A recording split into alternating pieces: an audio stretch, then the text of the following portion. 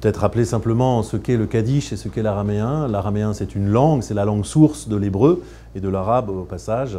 Le kaddish, c'est une prière de sanctification, la racine veut dire sanctifier, que l'on utilise en de nombreux endroits de la tradition, en lien avec les enterrements, mais aussi dans les offices. C'est une prière qui ne parle que de Dieu et de sa sainteté.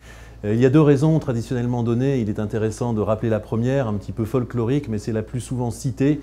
C'est pour ça que je la mentionne. On prierait en araméen le kaddish parce que les anges ne parleraient pas araméen. Et donc il s'agirait en quelque sorte de couper court à l'administration céleste des anges pour s'occuper de nos affaires humaines en les embrouillant en quelque sorte. Le mot existe tel quel dans les raisons données par les rabbins. C'est une raison évidemment folklorique. La raison historique importante, c'est que l'araméen était la langue parlée par les Juifs au temps du Talmud, et cette prière était considérée comme si importante qu'il fallait absolument qu'elle soit comprise. On a un principe ici pratiquement pré-libéral en quelque sorte, d'une importance de la compréhension dans la prière et de la concentration, la raison pour laquelle donc le kaddish devait être compris de tous.